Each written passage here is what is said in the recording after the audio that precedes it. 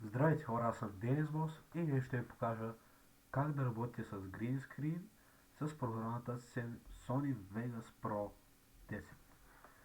А, значи, трябва да си имате някакъв клип с Green Screen. Можете вие да се заснемете, а може и да си изтеглите, ако искате да се пробвате само. И така, слагате си тук видеото. Тук ще го изрежа малко.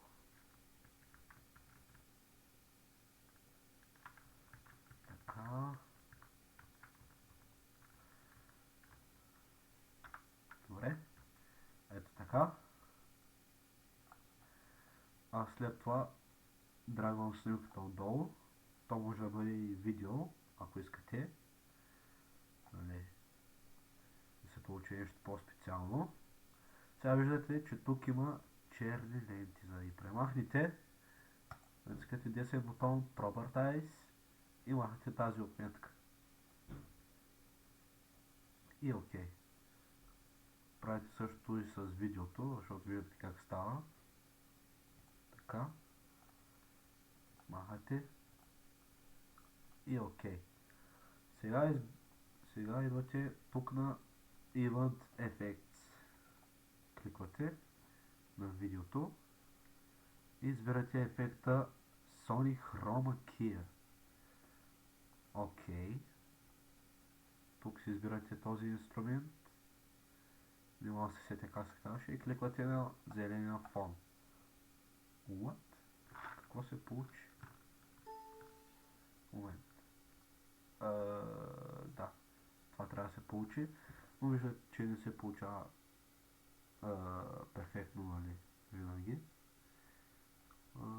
За това трябва да се поиграете с ефектите малко така. С опциите.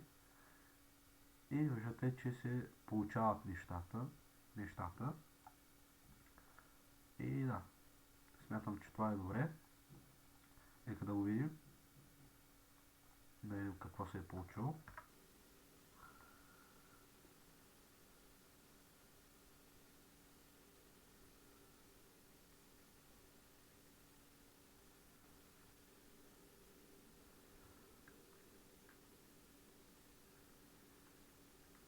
Да, като цяло е това нещо.